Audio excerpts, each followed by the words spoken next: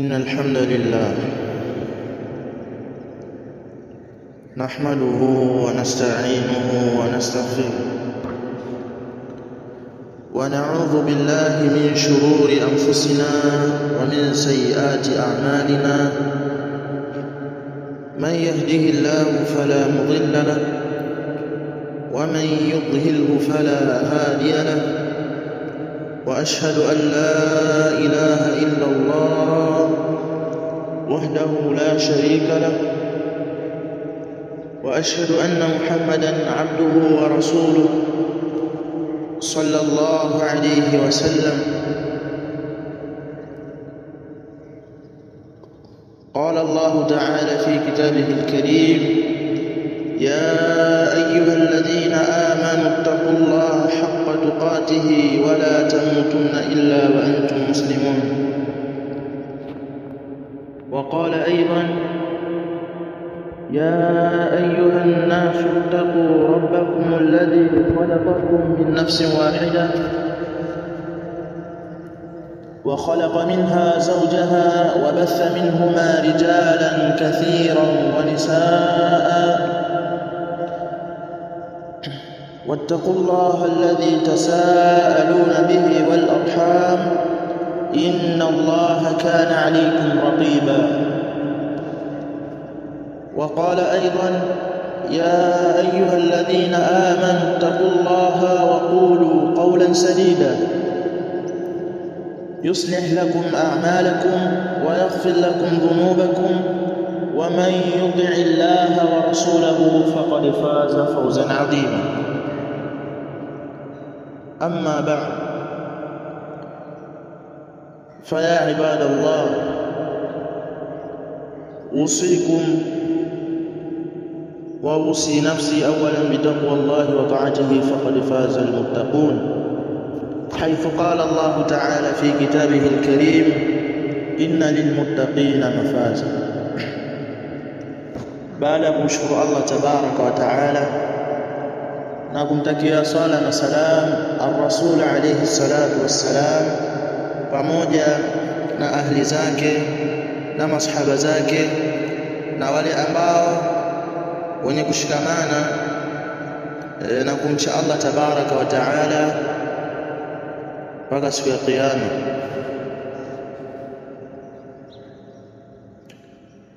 Ndugu zangu katika imani, tunamshukuru Allah tabaraka wa taala ambaye ametugea afya na uzima ambao tuliokuwa nao, si kwa ujanja wetu na wala si kwa nguvu zetu ambazo tunazo, bali ni mapenzi yake Allah tabaraka wa taala kutugea sisi afya na uzima. Ndugu zangu ni katika imani, leo hii tumekutana kwa neema kubwa kutoka kwa Allah tabaraka wa taala, na Allah kutugea afya na uhai na utulivu wa nyoyo zetu na amani pia ya nchi yetu, na ziada ya yote hayo Allah akatugea neema ya ilmu, na ziada ya yote Allah tabaraka wa taala akatugea neema ya ilmu. Ndugu zangu ni katika imani, kutokana na muda na wakati ya kuzungumza ni mengi, kutokana na wakati ni wenye kuondoka kwa haraka, basi mazungumzo yanatakiwa yasiwe mengi sana, kwa sababu kila mtu ana shughuli yake, na mtu akaikata shughuli yake hiyo kwa sababu ya kikao hichi. Na mada yetu ya leo inagusia kiini cha mafanikio ya mtu binafsi na jamii nzima kwa ujumla. Mada yetu ya leo inagusia kiini cha mafanikio ya mwanadamu au mafanikio ya mtu binafsi na jamii nzima kwa ujumla.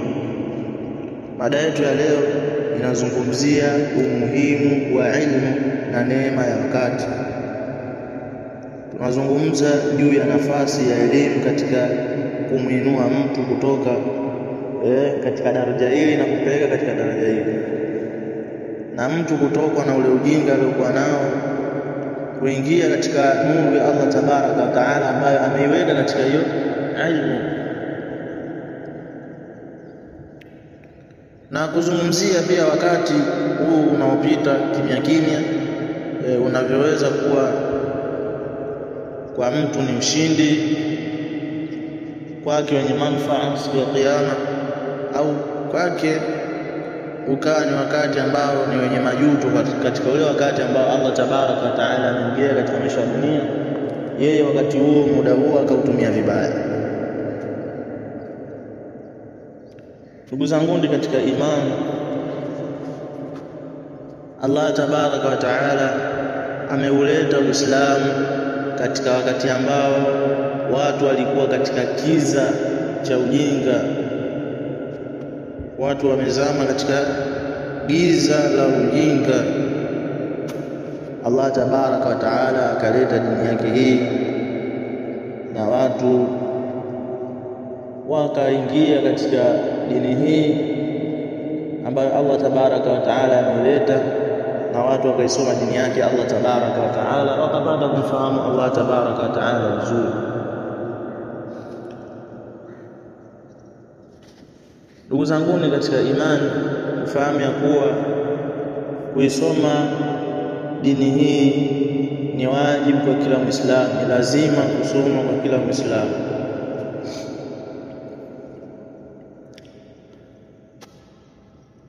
Ibada zetu ambazo tunazozifanya, funga, swala na ibada nyinginezo ambazo tunazozifanya, tunatakiwa tuzifanye tukiwa sisi tuna ilmu. Hata Mtume sallallahu alaihi wasallam kabla hajapewa ujumbe kuwafikishia watu, jambo la kwanza kabisa aliambiwa asome. Alipobanwa Mtume sallallahu alaihi wasallam na Jibril alayhi salatu wassalam, Mtume sallallahu alaihi wasallam akaambiwa fanya asome. Allah tabaraka wa taala jambo la kwanza kabisa kulishusha kwa mtume wake Muhammad sallallahu alaihi wasallam ilikuwa ni iqra, mwambie Mtume sallallahu alaihi wasallam soma. Tunaona ndio hilo jambo la kwanza ambalo mtume kabla ya yote kutoa ujumbe na Allah tabaraka wa taala kuwafikishia watu aliambiwa kwanza asome. Na tufahamu ya kuwa hakuna ambaye amezaliwa akiwa anajua. Hakuna ambaye amezaliwa akiwa yeye ni mjuzi katika elimu, bali kila mmoja amezaliwa akiwa ajui.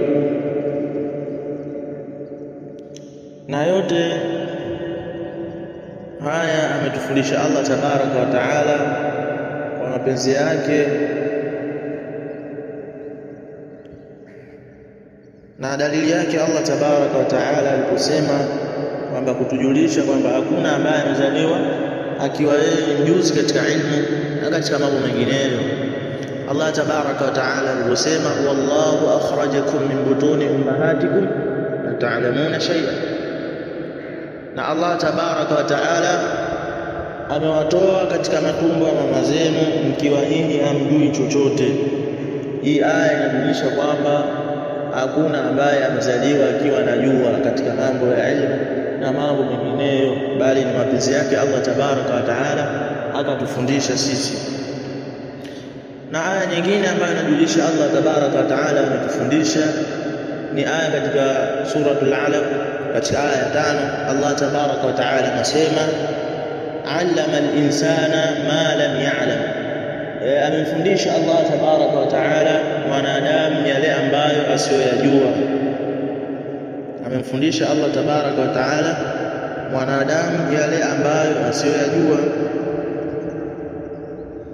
Kwa hiyo tunaona kwamba hakuna ambaye amezaliwa akiwa mfanyaji anajua. Kwa hiyo ndugu zangu katika imani, tuisome dini yetu, kwa sababu tukisoma hii dini basi ibada zetu ambazo tunazozifanya tutazifanya katika usahihi uliokuwa bora zaidi.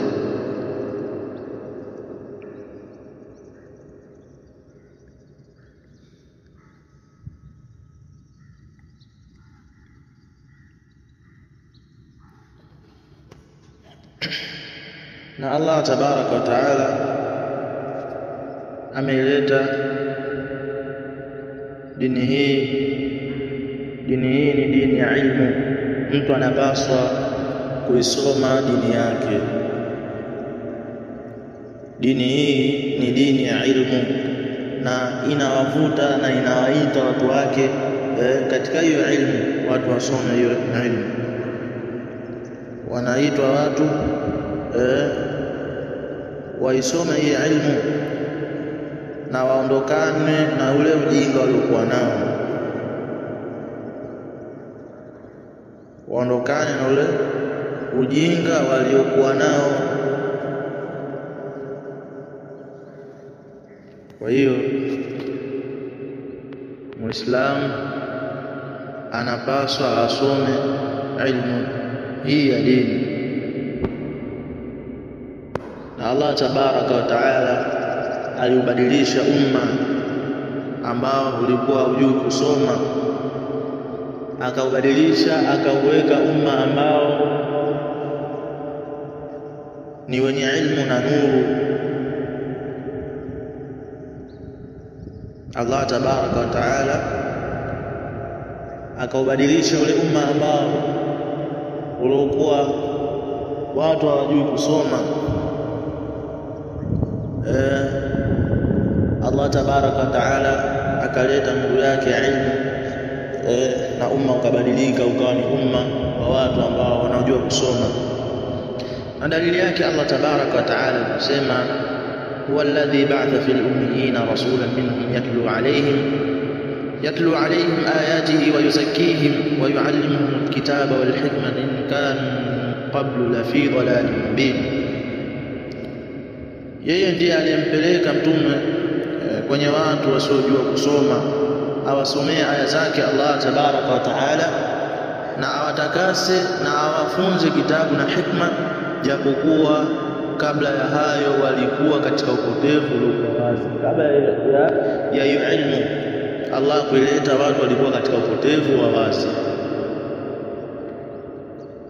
Ulikuwa umma ambao watu hawajui kusoma wala kuandika. Allah tabaraka wa taala akipeleka ilmu yake na wakaondokana watu kutokana na ule ujinga ambao walikuwa nao.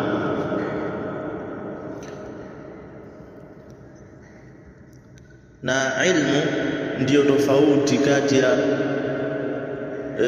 mtu na mnyama. Lau si ilmu watu wangeishi kama wanyama. Mwanazuoni aliyesema, anasema Imam Ibn al-Qayyim al-Jawziyya rahimahullahu ta'ala, anasema elimu ndiyo tofauti kati ya binadamu. Elimu ndio inaweka tofauti kati ya huyu ni binadamu na huyu ni mnyama. Pale binadamu anapopoteza elimu, hakuna tena tofauti iliyobaki kati yake yeye na mnyama.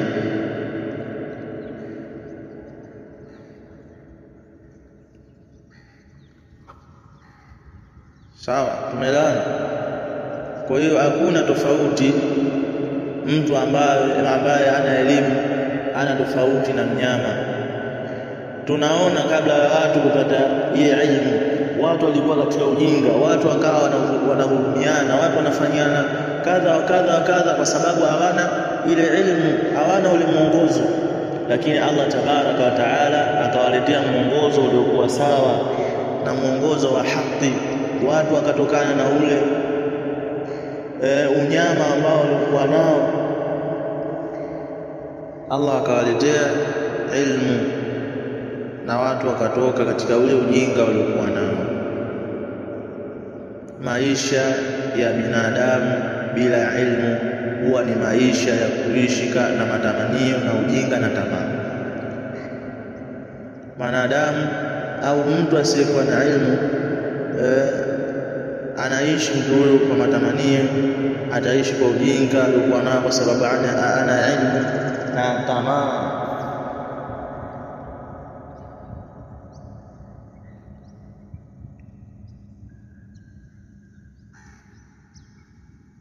Na kama tunavyoona, ilmu inamuinua mtu na kumpa adabu na maarifa na maono ya kumcha Allah tabaraka wa taala. Na Allah tabaraka wa taala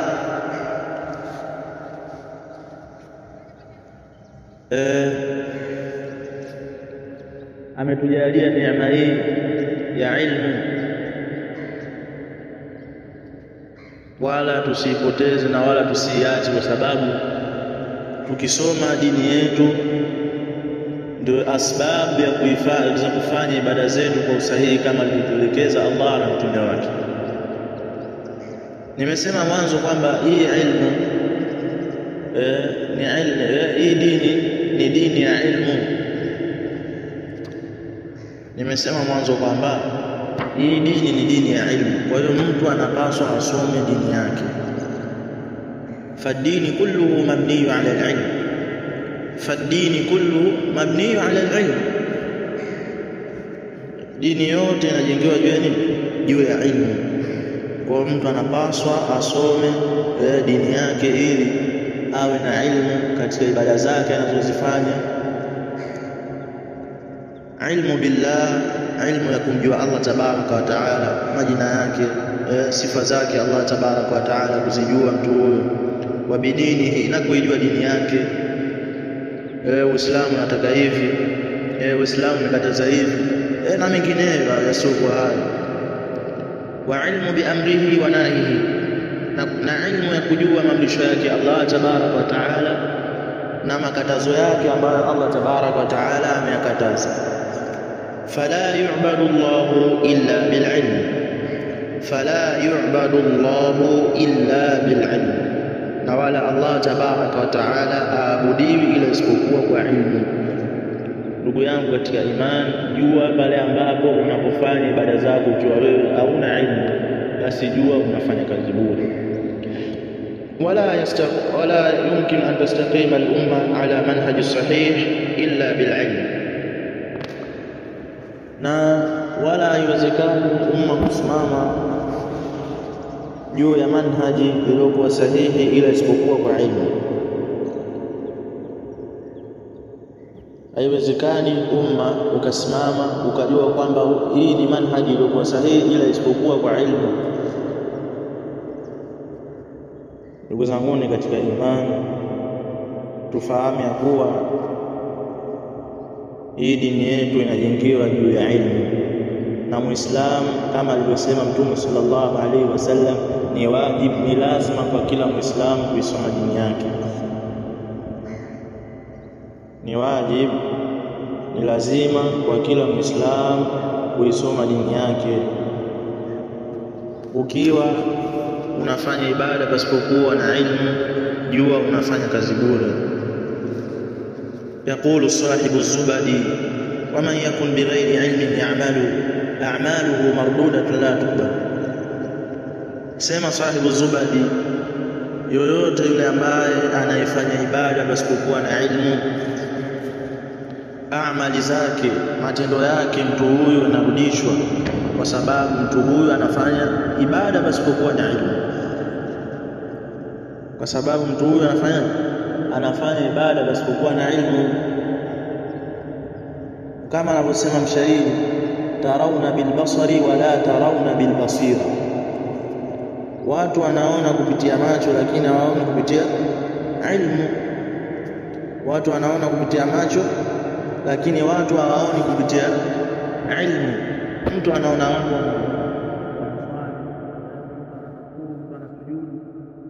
anaona vile vitendo na yeye anaiendea hiyo swala kuifanya au hiyo ibada kuifanya, lakini mtu huyo kuifanya ibada hiyo ana elimu nayo. Kwa hiyo kwa kuona fulani anafanya ibada na yeye anafanya ibada, ibada zetu tunazifanya kwa mazoea, kwamba fulani anafanya, anaona vile vitendo vinavyofanyika katika hiyo ibada, basi na yeye anafanya hiyo ibada, hali ya kuwa inatakiwa mtu huyo kabla ya kuingia hiyo ibada, kuifanya hiyo ibada, lazima awe ana ilmu nayo. Wala tarawna bil basira, wala watu waone kupitia ilmu. Yani mtu akiwa yeye ana ilmu na ibada ambazo anazifanya, hata pale ukiwa kuna mapungufu ambayo kuna kwenye ibada yake hiyo, anajua hapa kwamba hapa nimepunguza, natakiwa nifanye hivi ili ibada yangu ikamilike iwe sahihi, kama Mtume sallallahu alaihi wasallam alivyoelekeza. Kwa hiyo ndugu zangu katika imani, tunaona uwajibu wa ilmu katika jamii yetu kiujumla. Tukiwa tunafanya ibada pasipokuwa na ilmu, basi jua ndugu zangu katika imani, tunakuwa tunafanya kazi bure. Tuisome dini yetu ndugu zangu katika imani. Na leo ni msiba mkubwa wallahi. Mashekhe tunao, maustadhi tunao, walimu tunao karibu yetu, lakini hatutaki kusoma. Hatutaki kusoma wallahi.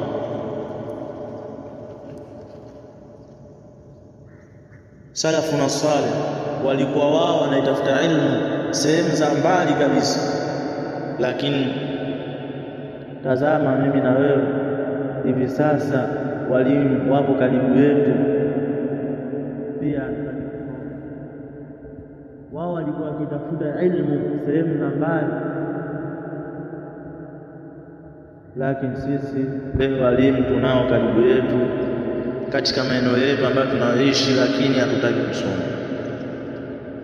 Ndugu zangu katika imani, ilmu hii ni wajibu kwa kila mtu kusoma,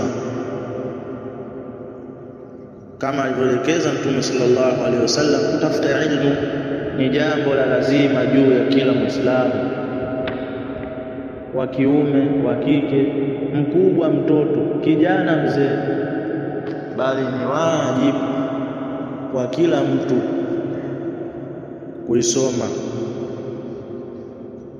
Maana kuna watu baadhi huwa wanasema kwamba si lazima wote tusome, kwani wakisoma baadhi si inatosha? La, ndugu yangu katika imani, bali ukisema si lazima wote tusome, wakisoma baadhi, basi sisi wengine inatosha. Bali wote sisi mwafanyaji ibada, na tunatakiwa tuisome hii dini. Tusifanye ibada kwa mazoea yetu, kwa sababu tunaona watu wanarukuu na sujudi na watu wengi hawana ilmu na zile ibada ambazo wao wanazifanya, wengi sana. Tukisema tufuatilie hili, wengi sana. Kwa hiyo ndugu yangu katika imani, tufahamu ya kuwa ilmu hii ni wajibu kuisoma, kama Mtume sallallahu alaihi wasallam alivyotuambia. Na Muislamu anatakiwa kusoma na kufahamu yale ambayo yanampasa kuyafahamu katika kuisalimisha akida yake, na ajifunze kwa yale ambayo yatakayofanya ibada yake ifanyaje, iwe sahihi. Na mtu ajifunze kuzijua haki za Allah tabaraka wa taala, na mtu ajifunze kuzijua haki zake Allah tabaraka wa taala na mtume wake kiujumla, na hukumu za tahara. Yote haya mtu anapaswa asome, hukumu za swala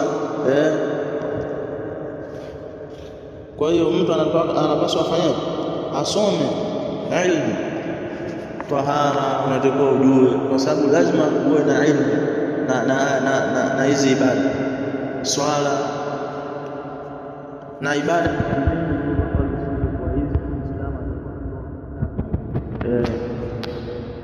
hajazifanya hizo ibada. Ndugu zanguni katika imani, tusome dini hii, kwa sababu dini hii ni dini ya ilmu. dini hii ni dini ya ilmu. Muislamu anatakiwa asome. Na fadla za ilmu ni nyingi. Fadla za ilmu ni nyingi. Fadla za ilmu ni nyingi mno. Na fadla ambazo zinajulisha juu ya utukufu wake ya ilmu na kumnyanyua mtu katika sehemu hii na kumpeleka katika sehemu hii. Tumeelewana? Kwa hiyo tukisema tukuzungumzie fadla ya ilmu hii, basi fadla ni nyingi. Hakika Allah tabaraka wa taala ametaka kwa mtume wake sallallahu alaihi wasallam aombe ziada katika ilmu hii. Allah mzidishie ilmu.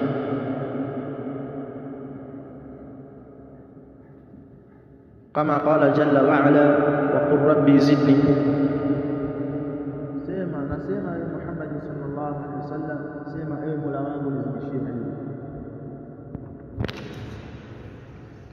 Ndugu zanguni katika imani, narudia tena kusema kwamba ni wajibu, ni lazima kama Mtume sallallahu alaihi wasallam alivyosema kwamba ni lazima kwa Muislamu kuisoma hii dini, kwa sababu dini hii ni dini ya ilmu.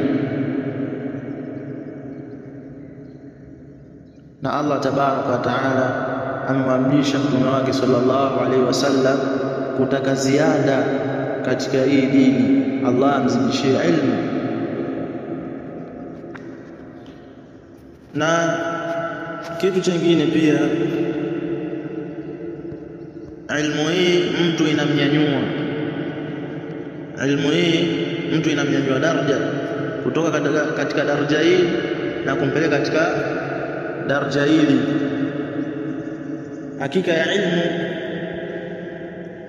ni sababu ya mtu kunyanyuliwa daraja katika dunia na akhira.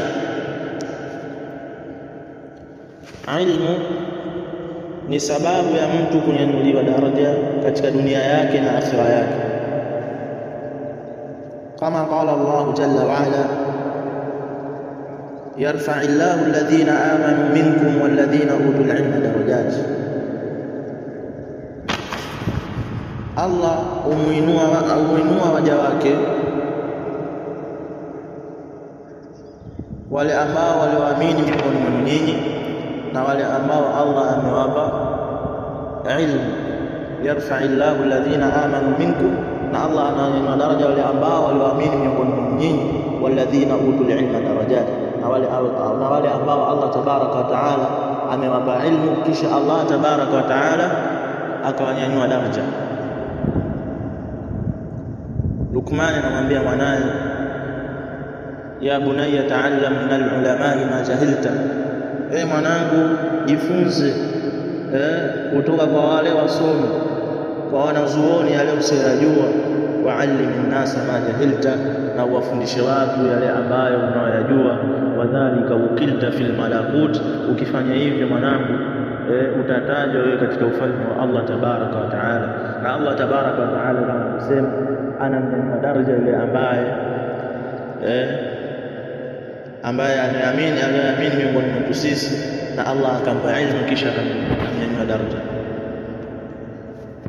Na kitu kingine, ilmu hii ya dini ni njia katika zile njia za peponi, mtu kutafuta pepo ya Allah tabaraka wa taala.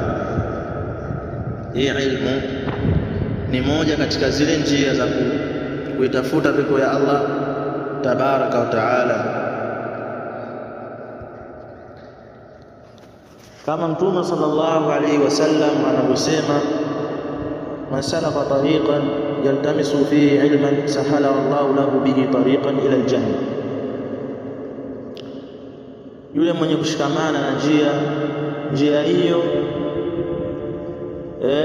ni njia ya ilmu, basi Allah anamfanyia mtu huyo wepesi njia ya kwenda peponi. Allah anamfanyia mtu huyo njia nyepesi ya kwenda peponi kwa kule kwake kutafuta ilmu hii. Na pia ni dalili pia ya Allah tabaraka wa taala kumtakia khairi mja wake, kumtakia khairi mja wake, kumpa ufahamu katika hii dini, kufahamu masala ambayo yanahusu dini. Qala an-nabiy sallallahu alayhi wasallam man yuridillahu bihi khairan yufaqihuhu fi din. Mtume sallallahu alayhi wasallam anasema kujulisha hili, Allah tabaraka wa taala akimtakia mja wake khairi huwa muwafikisha, huwa anampa ufahamu katika dini. Allah tabaraka wa taala huwa anafanya, anampa mtu ufahamu katika dini. Allah tabaraka wa taala akimtakia mja wake khairi huwa anampa ufahamu katika dini. Na hii ilmu ndio mirathi ya manabii. Manabii hawakuacha chochote katika mali, bali wao wameacha hii ilmu, na sisi tunatakiwa tuirithi, na kuirithi kwake ni kwa kuisoma hii ilmu. Na pia hii ilmu kama Mtume sallallahu alaihi wasallam alivyosema katika hadithi kwamba ni sadaqa yenye kuendelea. Mtu amesoma kisha yeye akasomesha, wale waliosomesha wakaendeleza zile faida ambazo wamepata kwa huyo mwalimu wao, basi huyo mwalimu wao akiondoka katika uso wa dunia, wale wanafunzi wakaendeleza zile fawaida ambazo walizozipata kwa mwalimu wao, na wao wakaeneza, basi mtu huyu anaingiza mabilioni ya mathawabu kwa sababu ya kule kuacha ilmu. Kama Mtume sallallahu alaihi wasallam kusema, anapokufa mwanadamu yanakatika matendo yake yote ila isipokuwa mambo mangapi? Matatu. Katika mambo hayo matatu ni sadaqatun jariya, sadaqa yenye kuendelea, na ilmu yenye manufaa kwa mtu huyo, kwamba mtu amesoma akafundisha, akaondoka katika uso wa dunia, wale waliofundisha nao wakafundisha mpaka kikapatikana nini? Kizazi chenye ilmu, kwa ile ambayo Allah tabaraka amemgia na yeye akaitawanya kwa nani? Kwa watu. Leo wanawazuoni wetu Allah tabaraka wa taala anawapa fahamu ngapi toka wao waondoke katika uso wa dunia? Faida ngapi tunapata kwa ajili yao, kwa ile ilmu ambayo Allah tabaraka wa taala amewapa? Na hapa nataka kuwazindua wazazi, kuwatoa vijana wao katika kusoma hii ilmu ya Allah tabaraka wa taala. Na jua kuwa hii itakuwa sadaka yako yenye kuendelea. Watoe vijana wako au kijana wako ili kuisoma dini ya Allah tabaraka wa taala, na uelewe ya kuwa kule kumtoa kwako katika kuisoma dini ya Allah tabaraka wa taala na kaifahamu, jua wewe umeacha sadaqatun jariya katika haya maisha ya dunia. Ndugu zanguni katika imani,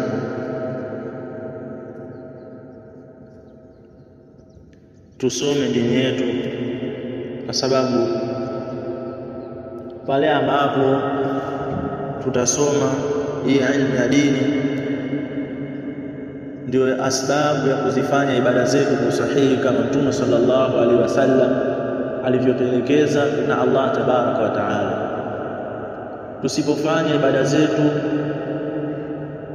kwa usahihi, basi jua Allah tabaraka wa taala atulipi, kwa sababu ibada zetu tunaziharibu sana kwa sababu hatuna ilmu. Kama anavyosema Umar ibn al-Aziz kwamba mtu anapofanya ibada, yule mwenye kufanya ibada yale ambayo anayoharibu ni mengi kuliko ambayo anayoyatengeneza.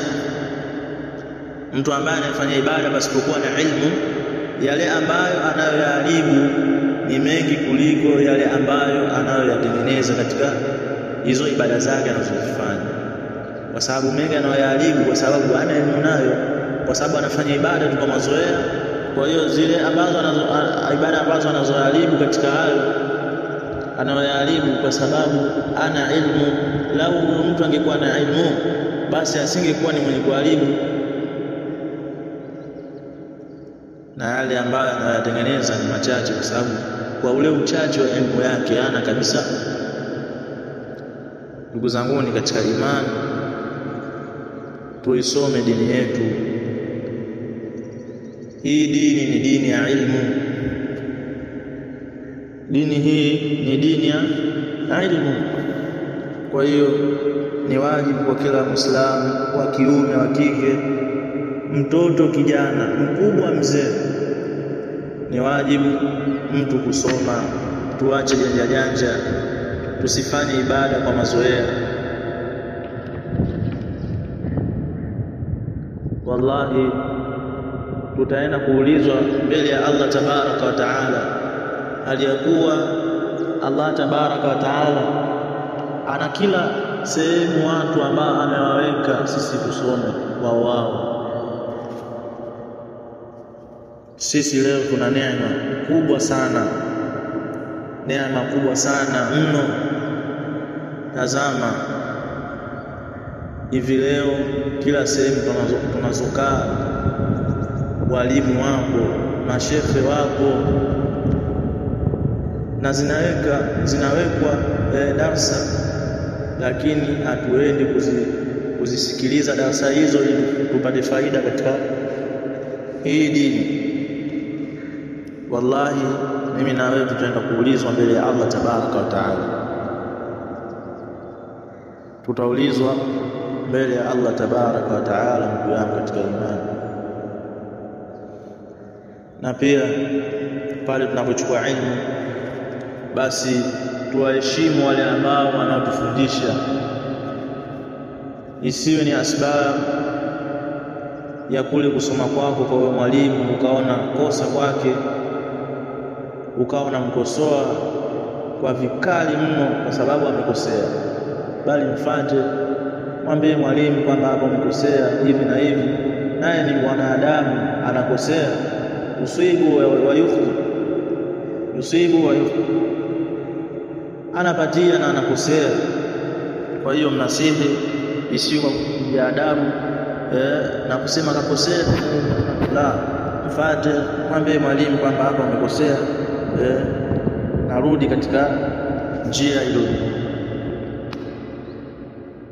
Tuwe na adabu kwa wale ambao wanaotufundisha, pia tuwe na adabu kwa jamii.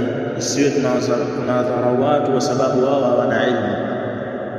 Isiwe sababu ya elimu zetu tukawadharau watu kwa sababu fulani ana elimu basi ana lolote.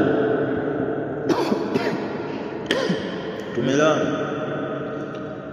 Kwa hiyo isiwe elimu zetu zikawa ni sababu ya kuwadharau watu kwa sababu wana elimu. Usiwe hivyo ndugu zangu katika imani.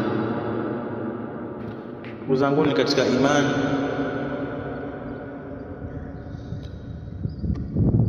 elimu pasipokuwa na adabu ni kama moto usiokuwa na kuni. Ilmu bila adab kanali bila hatab. Elimu pasipokuwa na adabu ni kama moto usiokuwa na kuni. Au mtu akawa na ilmu lakini adabu hana, basi elimu yako ina faida gani kwa wewe?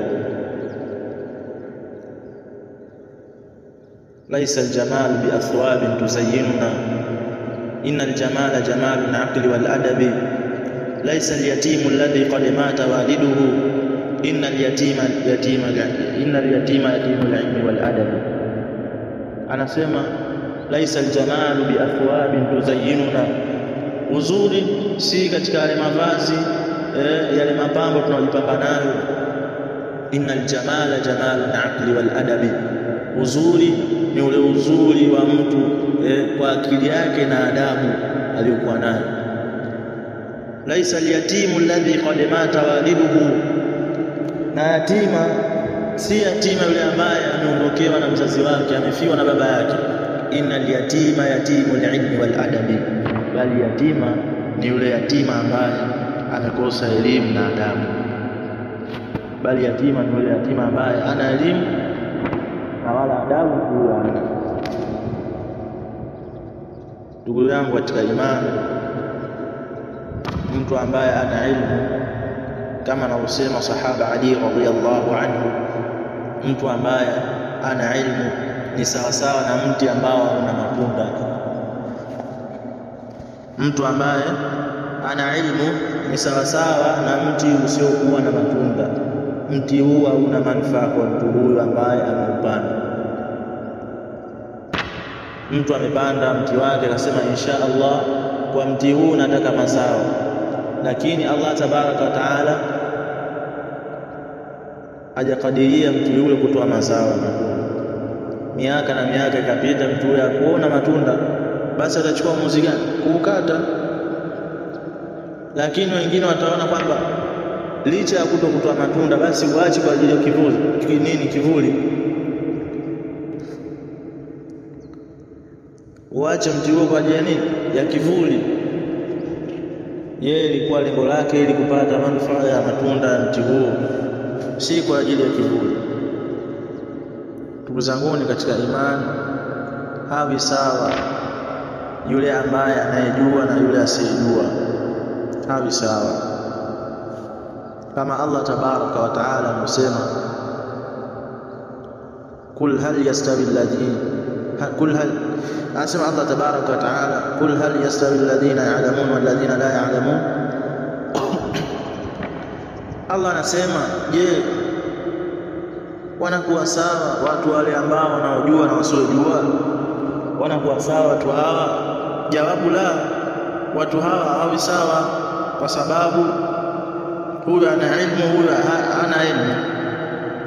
Huyu ana ilmu, yule hana ilmu.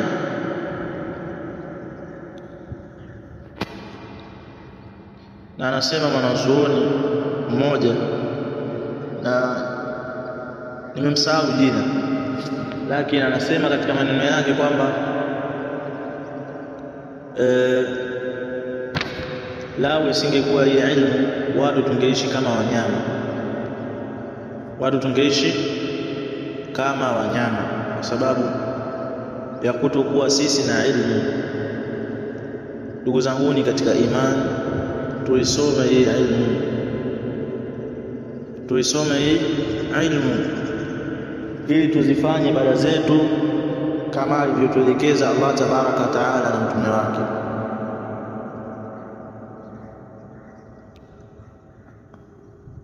Anasema Imam Ahmad rahimahullah taala, watu wanahitaji zaidi ilmu kuliko wanavyohitaji chakula na kinywaji na kunywa. Haya ni maneno ya mwanazuoni. Watu wanahitaji ilmu zaidi kuliko wanavyohitaji kula na kunywa au na vinywaji ambavyo wanavyotaka. Kwa ndugu zangu ni katika imani, wanazuoni wengi sana wameelezea ubora wa ilmu. Wameelezea sana wanazuoni wetu salafu na salih, wema wetu kulia pia wameelezea kuhusu ubora wa ilmu, fadhila za ilmu. Ndugu zangu ni katika imani, tusome hii ilmu.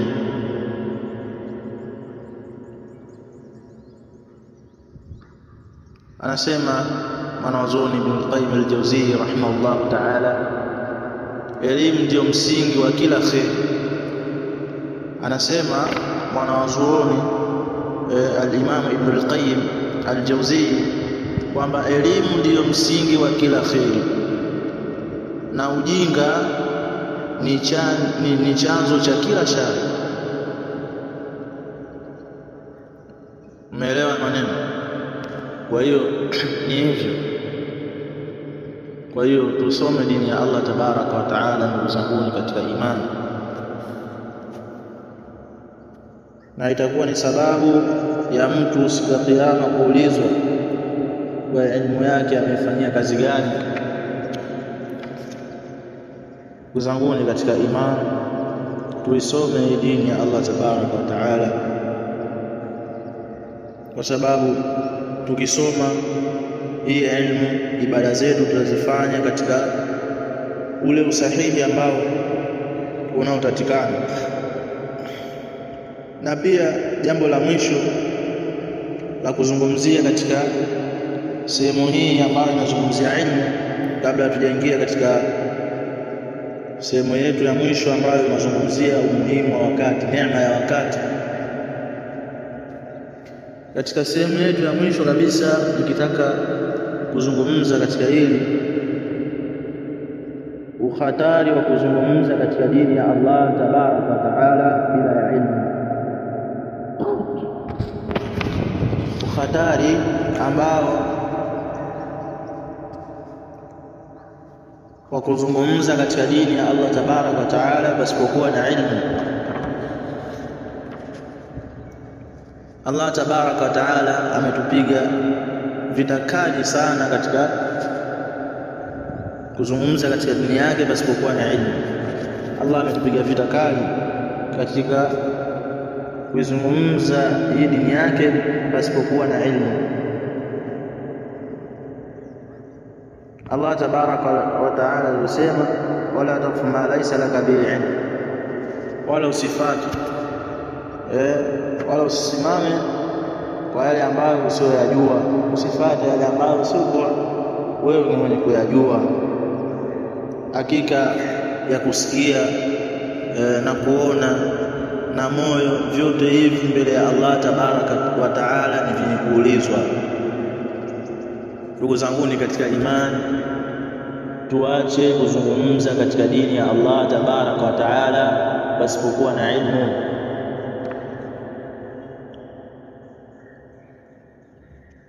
Hii ni ilmu ambayo mtu anapaswa aisome sana ili upate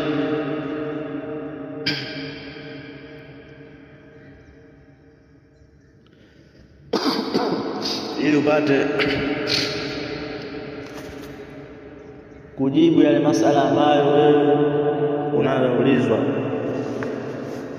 na wala usijibu masala fulani, mimi naonelea fulani hivi kadha wa kadha katika jambo hili, bali dini hii haiendeshwi kwa rai ya mtu, kwa rai za watu, la, bali dini hii inaendeshwa kwa kauli yake Allah tabaraka wa taala na kauli za mtume wake sallallahu alaihi wasallam na wale salafu wasalih.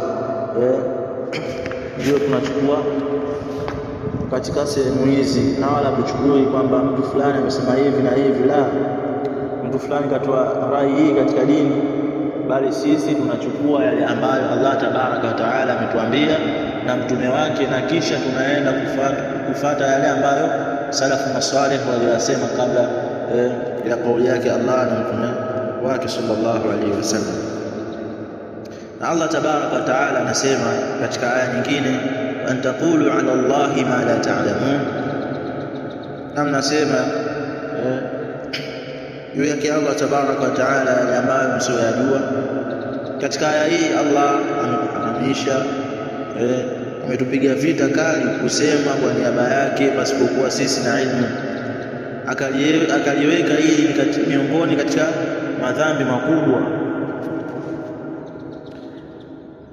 Allah tabaraka wa taala anasema, wa an taqulu ala Allahi ma la ta'lamun, na mnasema katika dini ya Allah, mnasema juu yake Allah tabaraka wa taala yale ambayo msiyojua. Kwa hiyo tuzungumze katika dini ya Allah tabaraka wa taala kwa sisi na ilmu na mambo hayo. Mtume sallallahu alaihi wasallam anasema, kadhiba alayhi mutaammidan falyatabawa maq'adahu minan nar. Mtume sallallahu alaihi wasallam anasema, kadhiba alayhi mutaammidan falyatabawa maq'adahu minan nar, yoyote atakayesema uongo juu yangu mimi kwa maksudi, basi ajiandae makazi yake mkiwa motoni. Kwa sababu mtu atasema katika dini ili kutoa ufafanuzi katika dini, katika maswali ambayo ulizwa au katika masala ya dini, mtu akasema kwamba Mtume sallallahu alaihi wasallam amesema kadha wa kadha, aliyakuwa Mtume sallallahu alaihi wasallam hajasema kitu hicho. Kwa kweli mtu tu kusema kwa matamanio yake, mtu akasema kwamba Mtume sallallahu alaihi wasallam amesema hivi, wa Mtume sallallahu alaihi wasallam amesema man kadhiba alayhi muta'ammidan falyatabawwa maq'adahu minan nar, yule ambaye atakayenizushia mimi uongo basi mtu huyo ajiandalie makazi yake kuwa ni motoni. Atasema Mtume sallallahu alaihi wasallam amesema hivi, aliyakuwa Mtume sallallahu alaihi wasallam hajakisema kitu hicho. Na hakika Allah tabaraka wa taala akiitoa elimu hii akainyanyua kutoka kwa watu, na wala elimu haiondoki ila kwa kuchukuliwa wanazuoni, na watabaki watu wajinga. Watabaki nini? Watu wajinga. Hii ni dalili ya kuwa watu watapobaki bila wanazuoni huanza kutoa fatwa na maelezo ya dini pasipokuwa na elimu. Watu kutoa fatwa katika dini pasipokuwa na elimu, kwa kule kuondoka wanazuoni na kunyanyua elimu. Na kauli za wanazuoni ambazo zinaeleza uhatari wa kuzungumza katika dini ya Allah tabaraka wa taala pasipokuwa na elimu. Anasema al-Imam Malik ibn Anas rahimahullah ta'ala alisema kwamba yoyote atakayetoa fatwa bila ilmu basi ajiandalie mtu huyo makazi yake motoni. Na al-Imam Ahmad vile vile asema watu wanaohitaji zaidi maarifa ya dini ni kula kwao chakula na vinywaji vyao.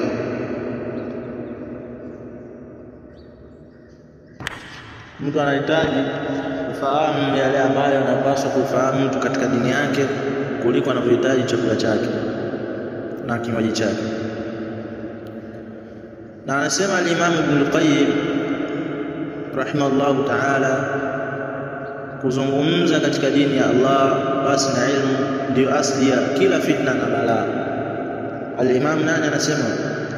Al-Imam Ibn al-Qayyim al-Jawziyya anasema kwamba kuzungumza katika dini ya Allah tabaraka wa taala pasipokuwa na ilmu ndio asli, ndio sababu ya kila fitna na balaa katika ardhi ya Allah tabaraka wa taala, kwa sababu watu wanazungumza katika dini yake Allah tabaraka wa taala pasipokuwa na ilmu. Nasaha kwa watu wa namna hii, usizungumze ndugu yangu katika imani, katika jambo la dini, isipokuwa ikiwa wewe una ilmu ile ya uhakika. Tambua kuwa hukumu ya kuzungumza juu yake Allah tabaraka wa taala pasipokuwa na ilmu ni katika madhambi makubwa. Kama hujui basi wafuate wale ambao wanaojua kwamba masala haya vipi hapa, waulize kama tulivyoelekezwa. Tegemea wanazuoni ambao walikuwa karibu yako wa kweli, waliobeba na wanaofuata Qur'ani na Sunna na manhaji salafu salih. Na ilmu kabla ya kauli na amal na matendo.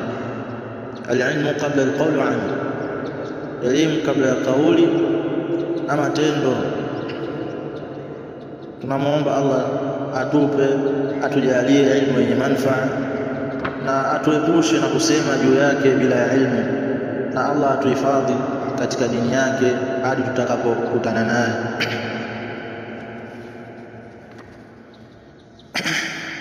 Ndugu yangu katika imani, kwa hiyo tujiepushe sana katika kuzungumza katika elimu yale ambayo tusiyoyajua. Kama hujui basi unabidi unyamaze, kwa sababu ndio mwanzo wa kuanzisha fitna na mabalaa, kama alivyosema Imam Ibn Qayyim, ndio mwanzo wa kila fitna na balaa. sababu watu wanazungumza katika dini ya Allah pasipokuwa na elimu. Na hii inajulisha muhimu kwa kila mtu kusoma dini yake.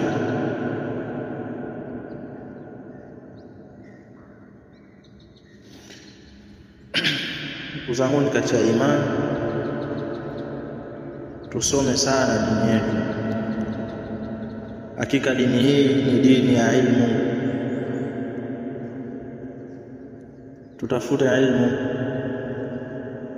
na hii ni neema kubwa ambayo Allah tabaraka ametujalia. Allah tabaraka taala ametujalia. Tuna walimu wengi sana katika maeneo yetu tunayokaa, lakini hatutaki kusoma sisi wenyewe. Na Allah tabaraka wa taala ataenda kutuuliza siku ya kiyama.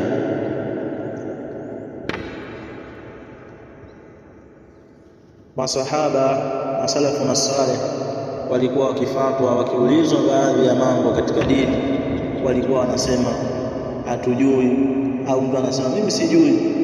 Hivi ndio walivyokuwa, au Allahu a'lam, Allah ndiye anayejua na mtume wake. Kwa sababu tukiwa sisi tunajibu yale ambayo tumeulizwa katika dini na kisha tukatoa fatwa, sisi tukiwa hatuna elimu tutaanzisha yale ambayo yalikuwa mabaya katika hii dini, tukahalalisha vitu ambavyo vimeharamishwa, sisi tukahalalisha kwa sababu hatuna elimu, na tukaharamisha vitu ambavyo ni halali mtu kufanya kitu hicho au kufanya vitu hivyo, sisi tukaviharamisha kwa sababu hatuna elimu. Kwa kusema mimi sijui ni nusu ya elimu, kama anavyosema wanazuoni. Kwa la adri, kusema la adri nusu ya elimu, sema mtu mimi sijui ni nusu ya elimu. Kwa hiyo tuache kuzungumza katika dini yake Allah tabaraka wa taala pasipokuwa na ilmu. Kwa hiyo tuzungumze katika elimu yale ambayo tunayofahamu, yale ambayo tuyajui basi tuwaachie wale ambao wanaoyajua katika masala hayo ya elimu. Tusiseme katika dini yake Allah tabaraka wa taala tukiwa sisi hatuna elimu yenye manufaa, elimu ambayo si yenye kutosheleza. Sangoni katika imani, kutokana na muda wenye kututupa, tunaingia katika sehemu ambayo wengine walau kwa uchache, sehemu hii ambayo inazungumzia umuhimu wa wakati. Mtu anatakiwa apupie juu ya wakati huo ambao mtu huyo anaupupia katika yale ambayo yatakuwa yenye manufaa kwake yeye.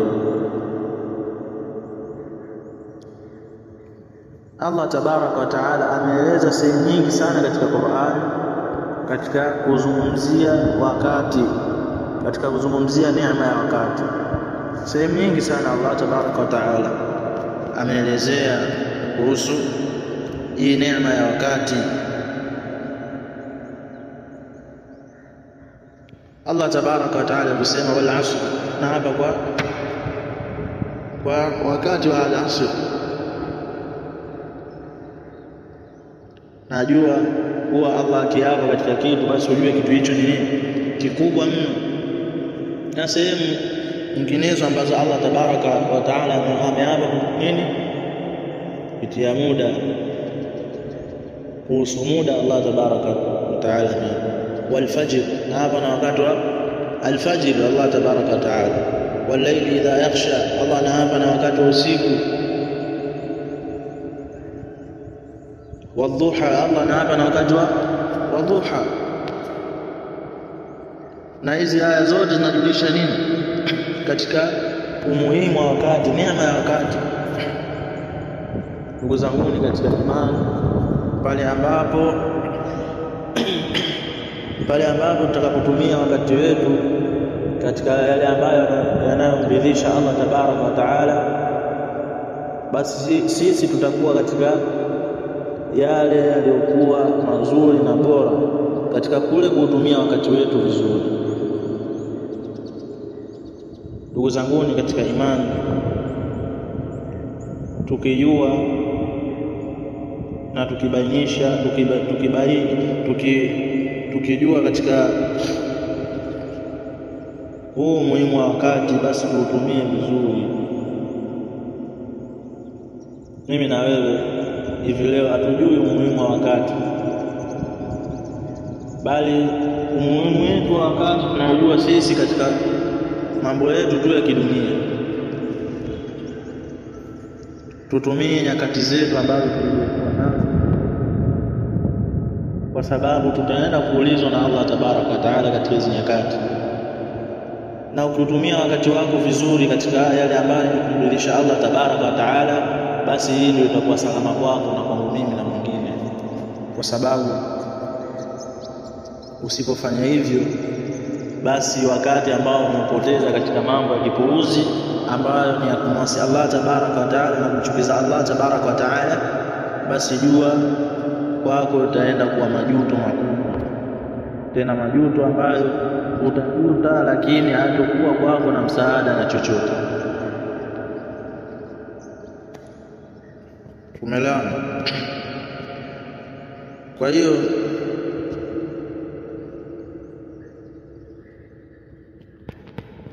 tutumie wakati kwa yale ambayo ni kumfurahisha Allah tabaraka wa taala. Ikiwa tumefanya kheri katika wakati ambao tunao, katika nyakati ambazo tunazo, basi Allah ataenda kutupa kheri katika nyakati zetu ambazo tumezitumia katika kheri kumtumikia Allah tabaraka wa taala. Na ima tukiwa tumefanya shari katika nyakati ambazo tulizokuwa nazo, basi Allah ataenda kutupa shari, na yatakuwa ni majuto makubwa sana kwa mwanadamu. Atajuta katika zile nyakati ambazo alizokuwa nazo akazipoteza katika mambo ya upuuzi na katika mambo ya kumwasi Allah tabaraka wa taala, lakini majuto hayo mtu huyo hayatomsaidia na chochote. Tujue ya kuwa, ndugu yangu katika imani, wakati ndio maisha. Wakati ndio maisha. Wakati ndio maisha katika maisha yetu ya ardhini. Na tuangalie ni nini tunatanguliza katika hizo nyakati zetu ambazo tunazozitumia. Wakati ndiyo maisha. Anasema al-Imam Ibn al-Qayyim rahimahullahu ta'ala kuhusu wakati, anasema muda ndio uhai wenyewe. Basi kupoteza muda ni sawa na kupoteza uhai. Anasema al-Imam Ibn al-Qayyim, muda ndio uhai wenyewe. Mtu pale ambapo atakapopoteza huo muda, basi ajue amepoteza uhai.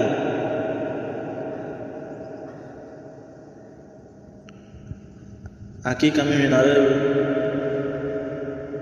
leo mangapi ambayo tunayafanya katika nyakati ambazo tulizokuwa nazo? Je, tunamfurahisha Allah tabaraka wa taala katika wakati ambao tunao?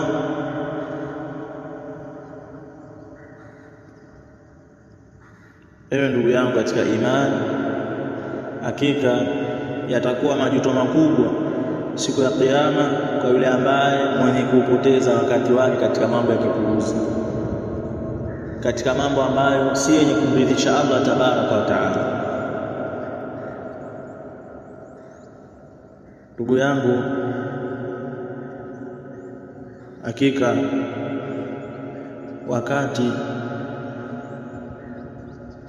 ni neema kubwa nayo kutoka kwa Allah tabaraka wa taala. Tutumie vizuri neema hii kama tunavyotumia neema nyinginezo ambazo Allah tabaraka wa taala ametugea. Mtume sallallahu alaihi wasallam alisema katika hadithi kwamba neema mbili wengi katika watu wamezipoteza neema hizo. Mtume sallallahu alaihi wasallam akataja neema ya kwanza ni afya na faragha wakati mtu akapoteza. Kwa ndugu yangu katika imani, tujue muda unapokwenda basi haurejei tena nyuma, bali unazidi kusonga mbele. Anasema sahaba Ibn Mas'ud, anasema katika maneno yake, sijawahi kujuta. Anasema sijawahi kujuta kitu ambacho nilichojutia kama ninavyojutia siku ambayo jua lake limezama na umri wangu umepungua, na mimi sikuzidisha katika matendo katika huo muda ambao umeondoka, katika siku ambayo umeondoka. Kwa siku nzima imeondoka kwa wewe, hujafanya chochote kile cha maana, bali katika wakati ambao wewe ulikuwa nao asubuhi mpaka jioni umefanya yale ambayo hajamridhisha Allah tabaraka wa taala. Sahaba Ibn Mas'ud asema sijawahi kujutia kitu kama ninavyojutia siku ambayo jua lake limezama na umri wangu umepungua, na mimi sikuzidisha katika huo muda uliondoka, na siku hiyo iliondoka katika matendo yangu. In khairan fa khairan fa in sharran fa sharran, ukiwa umefanya khairi katika muda huo, katika nyakati zako hizo, basi jua Allah tabaraka wa taala ataenda kukulipa khairi siku ya kiyama. Ataenda kukulipa kitu bora kilichokuwa bora kwako wewe katika muda huo ambao uliotumia katika maisha yako ya dunia. Allah tabaraka wa taala ataenda kukulipa. Allah tabaraka wa taala ataenda kukulipa siku ya kiyama kwa kule kutumia muda wako katika mambo ambayo yanakufurahisha, na itakuwa kwako mshari Allah kukulipa pale ambapo umefanya yale ambayo katika muda huo ambao uliopata yale ambayo ni kutokumridhisha Allah tabaraka wa taala. Ndugu zangu katika imani, jua muda haurejei nyuma, wakati haurejei nyuma.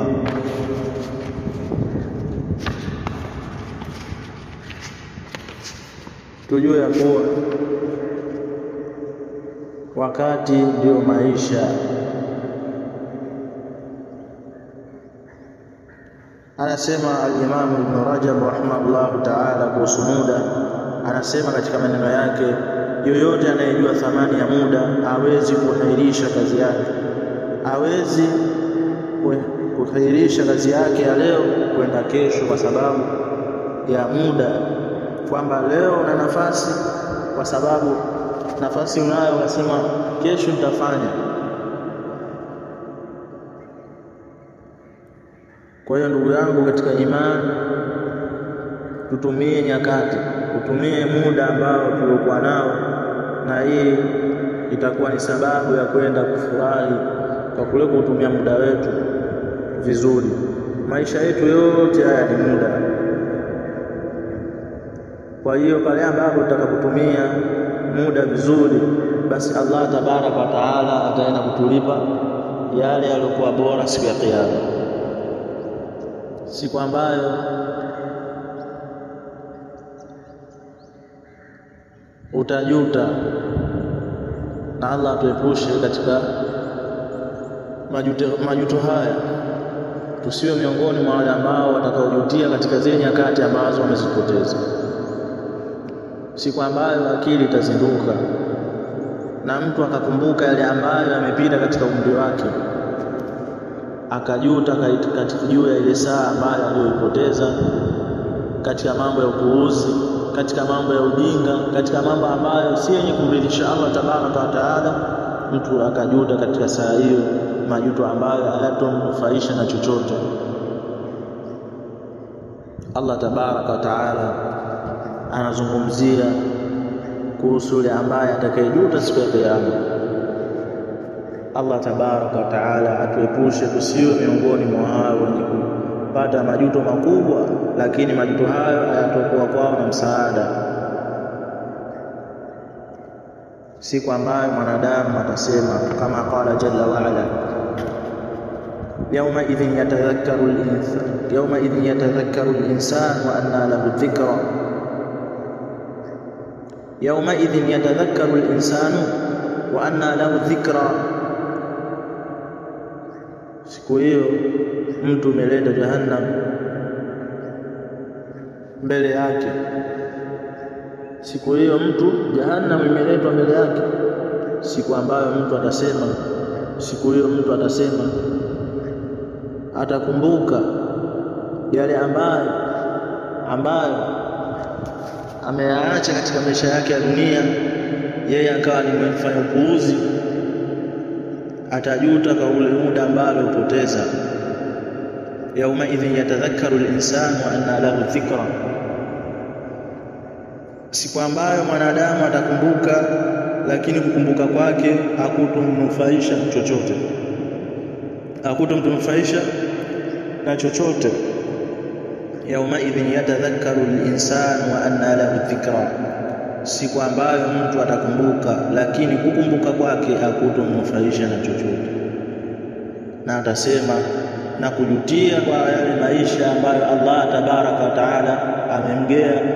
Atajuta, lakini kujuta kwake hakutokuwa sababu ya kutoka katika moto wa Allah tabaraka wa taala. Na tunamwomba Allah tabaraka wa taala atujalie tusiwe miongoni mwa hao ambao watapata majuto katika zile nyakati ambazo walizopoteza katika maisha yao.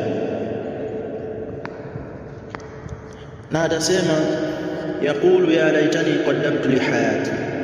Atasema laiti yangu mimi ningetanguliza chochote katika maisha yangu, katika uhai wangu, ningetanguliza chochote kilichokuwa bora, kingenipa mimi msaada. Lakini hivi leo nishaingia katika moto wao. Sasa sina la kunisaidia lolote, bali katika maisha yangu nimetanguliza mambo ya upuuzi. Nilimwasi Allah tabaraka wa taala katika maisha ya dunia. Yauma idhin yatadhakkaru al-insanu anna lahu dhikra. Siku ambayo mwanadamu atakumbuka, lakini kukumbuka kwake hakutomnufaisha na chochote, kwa sababu amemwasi Allah tabaraka wa taala katika maisha yake yote. Na atasema laiti yangu mimi ningetanguliza chochote katika maisha yangu ya dunia, bali nilimwasi Allah tabaraka wa taala na sikufanya chochote kile ambacho chenye kumridhisha Allah tabaraka wa taala. Ndugu zangu ni katika imani, hakika ya wakati ni neema katika neema za Allah tabaraka wa taala. Tutumie nyakati zetu, tutumie wakati ambao tunao, kwa sababu ndio maisha, wakati ndio maisha. Kwa hiyo pale ambapo utakapotumia wakati wako, basi jua utakuwa umepata ufaulu mkubwa mbele ya Allah tabaraka wa taala, pale ambapo utakapotumia wakati wako vizuri.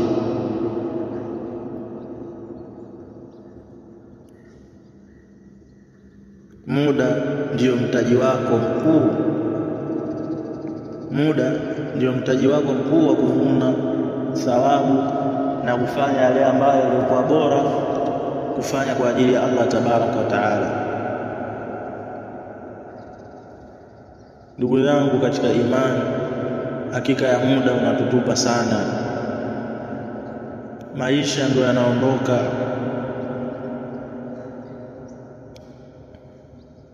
Maisha kwetu ndio yanaondoka. Kwa hiyo tutumie wakati vizuri katika yale ambayo yenye kumridhisha Allah tabaraka wa taala. Mtume sallallahu alaihi wasallam anasema katika maneno yake,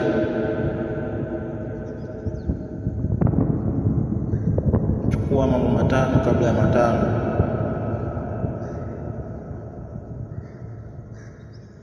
Atilie manani sana maneno ambayo Mtume sallallahu alaihi wasallam amesema.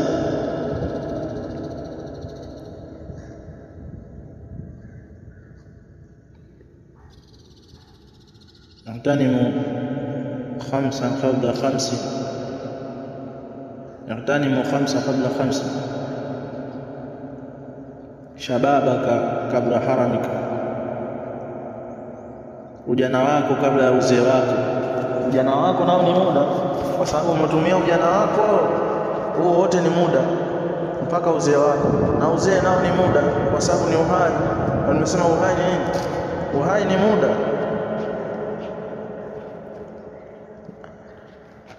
Na afya yako kabla ya maradhi yako, na utajiri wako kabla ya ufakiri wako ambao Allah atakaokupa, na muda wako wa faragha kabla ya kupata shughuli. Tumia vizuri muda, kwa sababu muda, wakati ndio maisha. Allah anaenda kuuliza siku ya Kiyama, vipi tumetumia nyakati ambazo tulizokuwa nazo? Ni neema hii, itumie vizuri.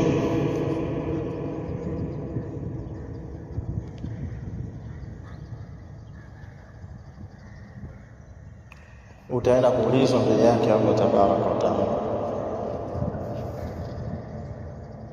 Hakika ya muda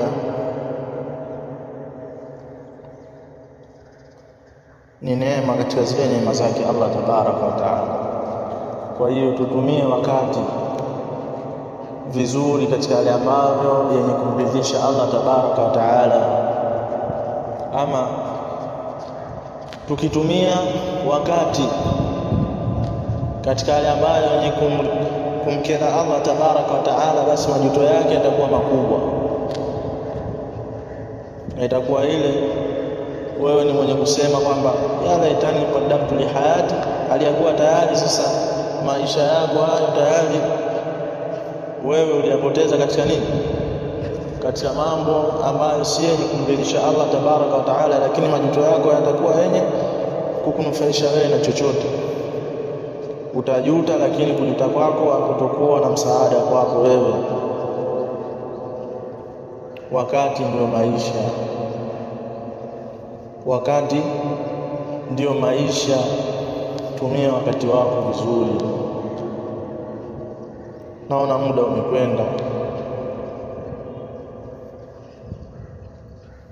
muda umekwenda, na naona niishi hapa. Pale ambapo nimekosea, basi ni wajibu kwa nyinyi kunikumbusha, kwa sababu ukamilifu ni wake Allah tabaraka wa taala. Mimi si mkamilifu, na wala wewe si mkamilifu, na wala mwingine si mkamilifu, bali mkamilifu ni Allah tabaraka wa taala. Pale nilipokosea, basi munirekebishe, na wala sina machache zaidi ya kumwomba Allah tabaraka wa taala atujalie tuwe ni miongoni mwa wale ambao wenye kusikiliza yaliyokuwa sawa na kisha tukayafuata.